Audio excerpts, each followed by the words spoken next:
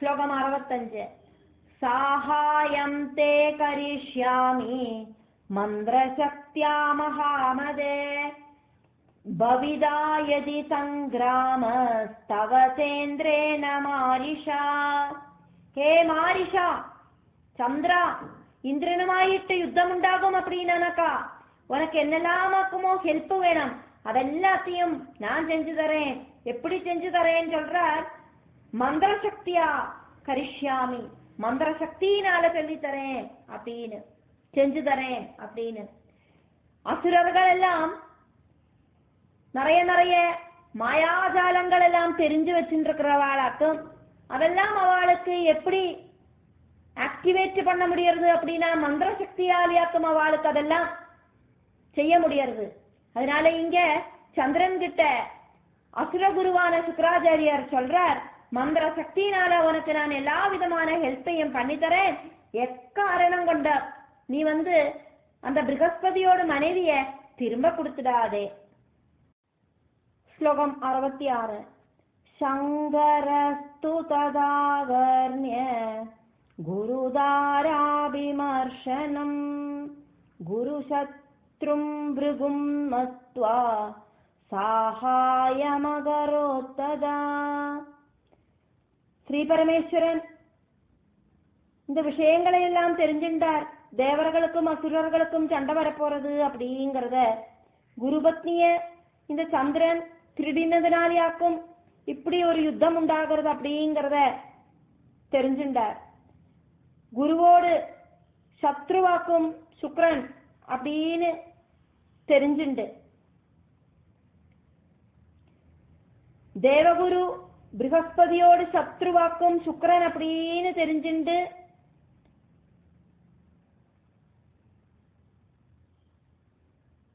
Sri Parameswaran help பண்ணினார். அதானது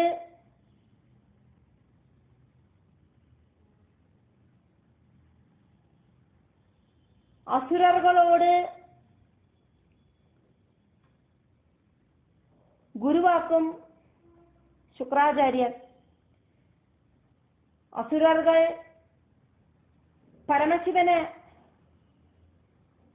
தியானிக்கிறவாளாக்கும். அதனால சுக்கராச்சாரியரோடு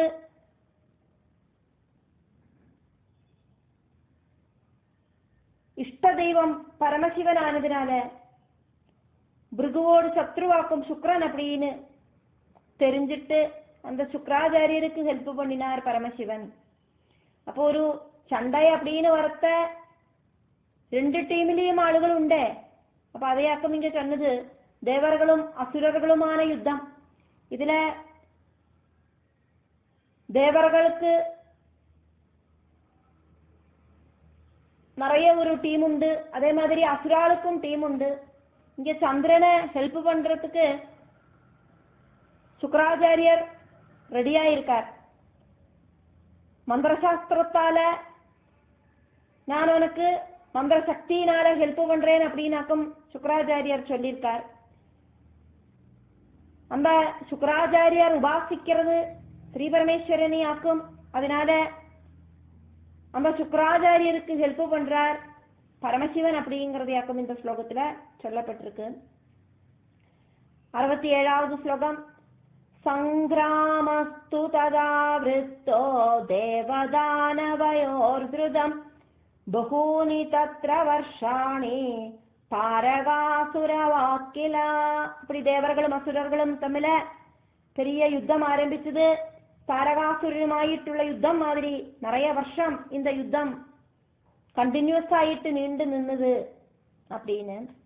68வது ஸ்லோகம். தேவாசுர கிருதம் யுத்தம் திருஷ்ட்வா தத்ர பிதாமஹ ஹம்சாரூடோ ஜகாமாஷு தம் தேசம் கேசசாந்தயே. தேவர்களும் அசுரர்களும் தம்மில யுத்தம் கண்டினியூ ஆகிறத பார்த்துட்டு பிரம்மா அந்த யுத்தத்தை எப்படியாவது நிப்பாட்டி இந்த உலகத்துக்கு சமாதானத்தை கொடுக்கணும் அப்படின்னு சொல்லிட்டு அந்த இடத்துக்கு வந்து சேர்றார். எப்படி வரார் அப்படின்னா ஹம்சாருடன் ஆயிட்டு வரார். ஹம்ச வாகனத்துல ஏறிண்டு வரார். 69வது ஸ்லோகம்.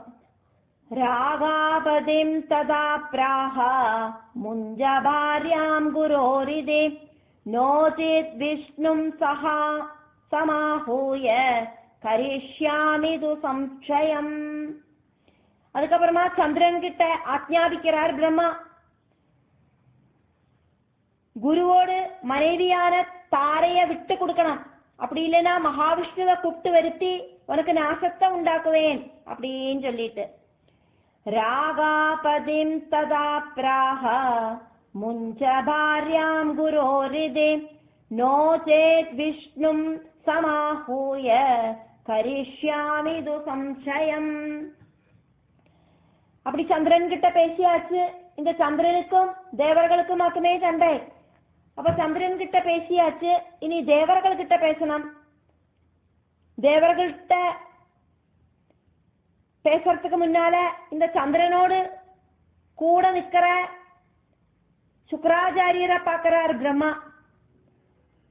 லோகபிதாவான பிரம்மா பிருகுவை பார்த்துட்டு கேட்கிறார், மகாமதே, இந்த சத்குணமில்லாதவாளோடு கூட சேர்ந்துண்டு உன்னோட புத்தி இப்படி திரிஞ்சு போச்சா அப்படின்னு. 71வது ஸ்லோகம். 70வது ஸ்லோகம்.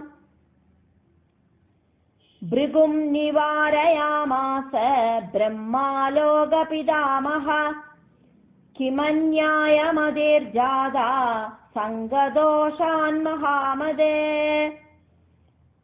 சுக்கராச்சாரியர்கிட்ட அந்த பிரம்மா கேட்கிறார், இப்படி சந்திரனுக்கு சப்போர்ட் பண்ணிட்டு இவா கூட இப்படி நின்றுட்டு இருக்கியே, இந்த யுத்தத்தை நிப்பாட்டாம நீ எதுக்கு இப்படி சந்திரனுக்கு சப்போர்ட் பண்ணிட்டு நின்றுட்டு இருக்காய், உன்னோட புத்தி மழுகி போச்சா அப்படின்னு. 71வது ஸ்லோகம். நிஷேதயாமாஸ ததோ ப்ருகுஸ்தம் சௌஷதீபதே முஞ்ச பார்யாம் குரோரத்ய பித்ராஹம் பிரேஷிதஸ்தவா. இப்படி பிரம்மா கேட்டதுனால சுக்கராச்சாரியர் போய் சந்திரனை யுத்தத்திலிருந்து பேக் அடிக்கிறதுக்கு சொல்றார். உடனடியா குருவோடு பத்னிய திரும்ப விட்டு கொடு, பிரம்மா சொல்லிட்டாக்கும் நான் வந்திருக்கேன்.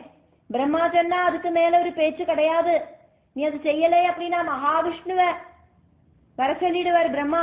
மகாவிஷ்ணு வந்தா பின்ன சத்ருக்களை துவம்சம் பண்ணாமக்கு போக மாட்டார். அதனால அடம் பிடிக்காம அந்த குருவோடு பத்னிய திரும்ப கொடு அப்படின்னு பிருகு சுக்கராச்சாரியர் சொல்றார் சந்திரன் கிட்ட. இப்போ ஆப்போசிட் டீம்ல பேசணும் அப்படின்னு பிரம்மா நினைச்சுட்டு இருந்தார். அதுக்கு முன்னால இந்த சந்திரனோடு கூட நிக்கிற சுக்கராச்சாரியர்கிட்ட பேசிட்டு அது ஒர்க் அவுட் ஆகலைன்னா தேவர்கள் கிட்ட போய் யுத்தத்தை நிப்பாட்ட சொல்லலாம் அப்படின்னு நினைச்சது. இங்க தேவர்கள் கூட நிறைய பேர் இருக்கா. இந்த சந்திரனோடு கூட இந்த அசுர குருவான சுக்கராச்சாரியராக்கம் இருக்கிறது. அப்ப சுக்கராச்சாரியரோட மனசை மாத்தினோன சுக்கராச்சாரியர் சந்திரன் கிட்ட யுத்தத்தை நிப்பாட்டணும் அப்படின்னு சொல்லி பிரம்மாவாக்கும் என்ன சொல்லி அனுப்பி இருக்கிறது அப்படின்னு சொன்னார். சூத உவாஜா. இனி அங்க என்ன வாக்கும் நடக்கிறது அப்படிங்கறத சூதன் வர்ணிக்கிறார். 72வது ஸ்லோகம்.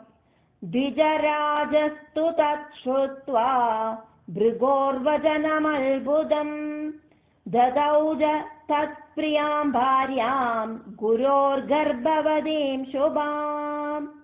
சந்திரனாகட்டும் சுக்கிரனோடு ஆச்சரியப்படுத்துற மாதிரி இருக்கிற வார்த்தைகளை கேட்டுட்டு குருவோடு பத்னி, அந்த குருவோடு பத்னி சந்திரனை தேடிண்டு வந்தவளாக்கும்.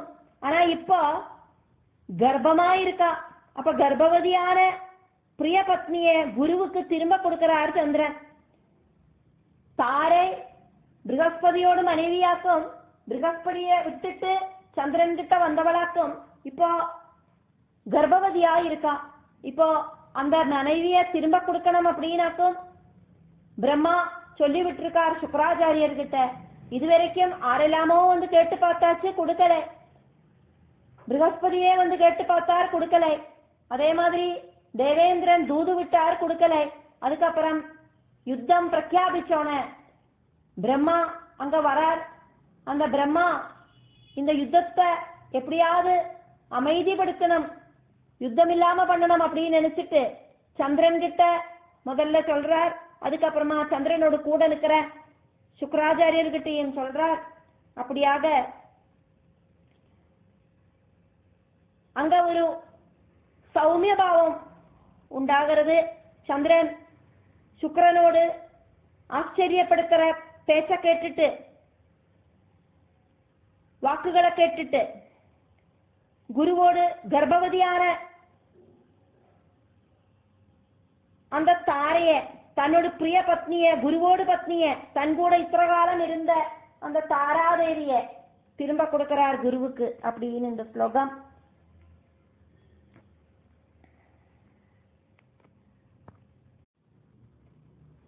श्लोकम् 73 प्राप्य कान्तां गुरुर्हृष्ट स्वगृहं मुदितो ययौ तदो देवास्तदो दैत्या ययुः स्वान् स्वान् गृहान् प्रति.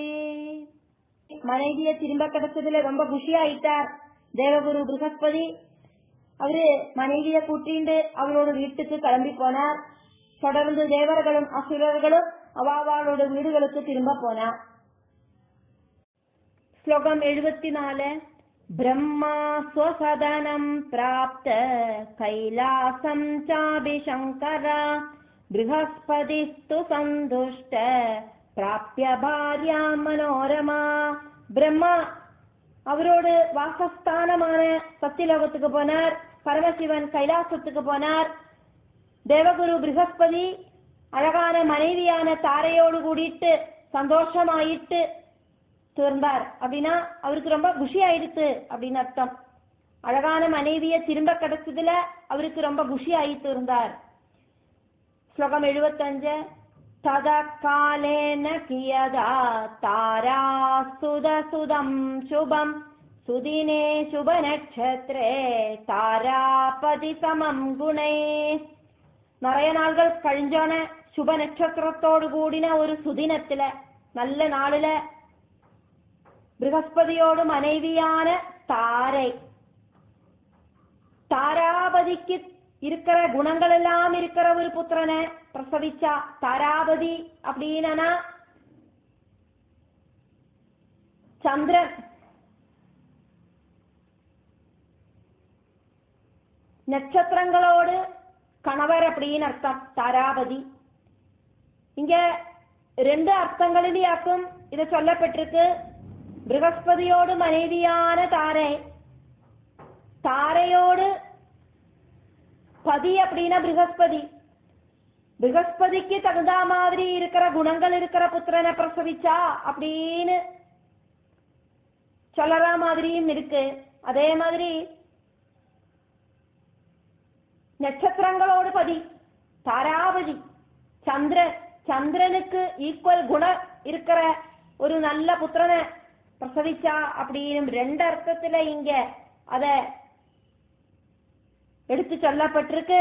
இந்த ஸ்லோகம் ஒரு கன்ஃபியூஷன் ஆச்சு. இதே கன்ஃபியூஷன் இனியும் இதுல தொடர்ந்து வரும். இவாளுக்குள்ள ஒரு சண்டை நடக்கும். அப்ப இந்த கன்ஃபியூஷன் நமக்கு அங்க அது இந்த கன்ஃபியூஷனை ஞாபகத்துக்கு கொண்டு வருவோம். நிறைய நாள் கழிஞ்சோன சுப நட்சத்திரத்தோடு கூடின ஒரு சுதினத்துல தாரை, தாராபதிக்கு தகுந்த மாதிரி குணங்கள் இருக்கிற நல்ல ஒரு புத்திரனை பிரசவிச்சா. ஸ்லோகம் 76 திருஷ்ட்வா புத்திரம் குருர் ஜாதம் சகார விதி பூர்வகம் ஜாத கர்மாதிகம் சர்வம் பிரஹிருஷ்டேனாந்தராத்மனா. புத்திரன் உண்டானது தெரிஞ்ச தேவகுரு ப்ரஹஸ்பதி ரொம்ப குஷி ஆயிட்டார். விதிபடி ஜாத கர்மாதிகள் எல்லாம் செஞ்சார். ஒரு குழந்தை ஜனிச்சா என்னெல்லாமாக்குமோ செய்யணும், அப்படி இருக்கிற ஒரு சம்ஸ்காரமாக்கம் ஜாத கர்மம் அதெல்லாம் நிர்வகிச்சார்.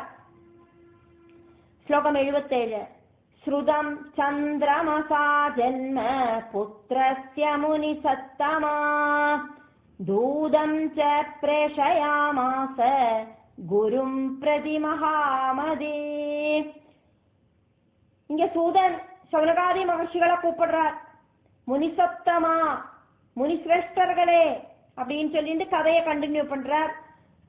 புத்திரன் ஜெனிச்ச வார்த்தை தெரிஞ்சுண்டு மகாமதியா இருக்கிற சந்திரன் குருவோடு கிட்டக்க குரு கிட்டக்க ப்ரஹஸ்பதி கிட்ட ஒரு தூதனை சொல்லி அனுப்புறார் அப்படின்னு.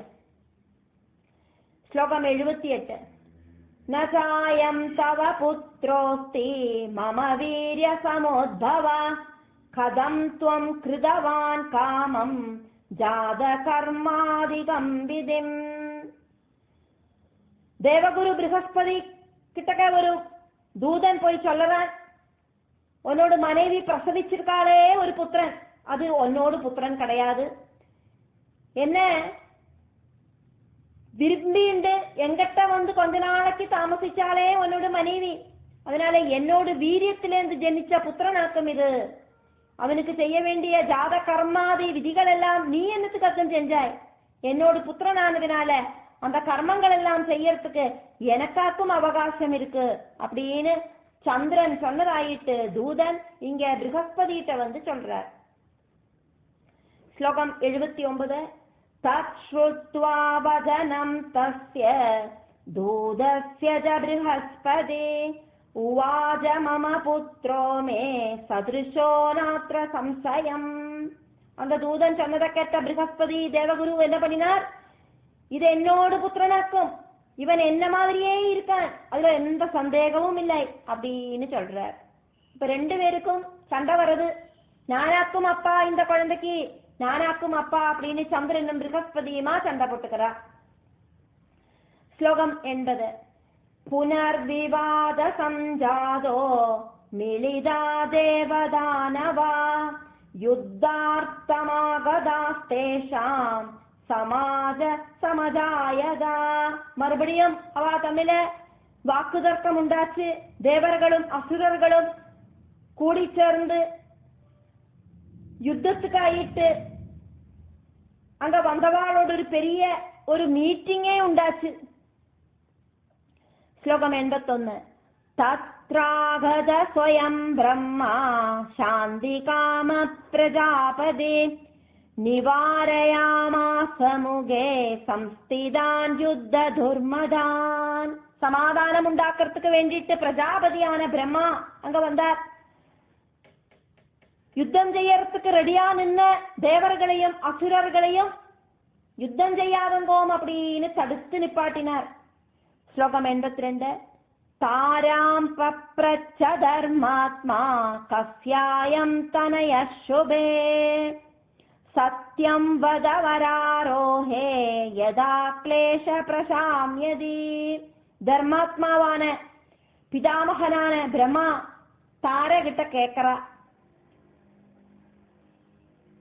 இப்படியாக்கும் கேட்டார் அவர். ஏ அழகான சுந்தரி, உண்மைய சொல்லு. ஒரு அம்மாவுக்கு தான் தன்னோட வயசுக்குள்ள இருக்கிற குழந்தை ஆரோடு குழந்தை அப்படின்னு கரெக்டா சொல்ல முடியும். ஒரு அம்மாவுக்கு மட்டும்தான் இந்த குழந்தையோட அப்பா யாருன்னு சொல்ல முடியும். அதனால நீ சொல்லு, இந்த குழந்தை ஆரோடு குழந்தை. நீ அதை சொல்லிட்டாய் அப்படின்னா இங்க ஒரு பெரிய யுத்தம் நடக்க போறத அதையே அவாய்டு பண்ணிடலாம். அதனால உண்மையா பேசு. ஸ்லோகம் 83. தமுவாஜாசிதா பாங்கி லஜ்ஜமானாப்யதோ முகி சந்திரஸ்யேதி சனைரந்தர் ஜகாமவரவர்ணினி. கருப்பு கலர்ல கண்ணு இருக்கிற அவள் நாணத்தோடு கூடி ஆயிட்டு தலைய கீழே தொங்க போட்டு இப்படி சொன்னா, சந்திரனோடு குழந்தையாகும் இது அப்படின்னு. அதுக்கப்புறமா சொல்லிட்டு அழகாயிருக்கிற அவள் வீட்டுக்குள்ள போயிட்டா. ஸ்லோகம் 84. ஜக்ராஹதம் சுதம் சோமா பிரஹிருஷ்டேனாந்தராத்மனா நாம சக்ரே புத இதே ஜகாம ஸ்வக்ருஹம் புனா. ரொம்ப குஷியான சந்திரன் அந்த குழந்தைய தன்னோட கையால எடுத்துண்டு புதன் அப்படின்னு பேரை கொடுத்தார். அதுக்கப்புறமா அவரோட வாசஸ்தானத்துக்கு திரும்ப போனார். ஸ்லோகம் 85. யயௌ பிரம்மா ஸ்வகம் தாம சர்வே தேவாசவாசவா யதாகதம் கதம் சர்வை சர்வச பிரேட்சகைர்ஜனை. பிரம்மா அவரோட சொதாமமா இருக்கிற சத்தியலோகத்துக்கு போனார். இந்திராதி தேவர்கள் எல்லாம் வேடிக்கை பார்த்துண்டு நின்றுட்டு அவள் எல்லாரும் வந்த மாதிரி திரும்ப போனா. ஸ்லோகம் 86.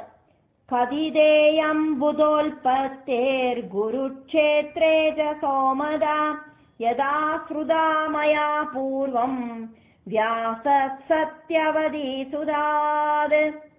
வியாசா சத்யவதீசுதாத். குருவோடு பத்னியான தாரேல சோமன், அந்த சோமனுக்கு புதன் உண்டான கதை. தேவகுரு ப்ரஹஸ்பதியோடு பத்னி தாரை, அந்த தாரேல சந்திரனுக்கு உண்டான புத்திரனாக்கும் புதன். சத்தியவதி புத்திரனான வியாசனிலேந்து ரொம்ப நாள் முன்னால நான் கேட்ட கதைய இப்ப இதா வர்ணிச்சு சொல்லிட்டேன் அப்படின்னு சூதன் இங்க சவனகாதி மகர்ஷிகள் கிட்ட சொல்லி நிப்பாட்டுறார். இதோடு கூடிட்டு பிரதம ஸ்கந்தத்துல 11வது அத்தியாயம் முடிவடைகிறது.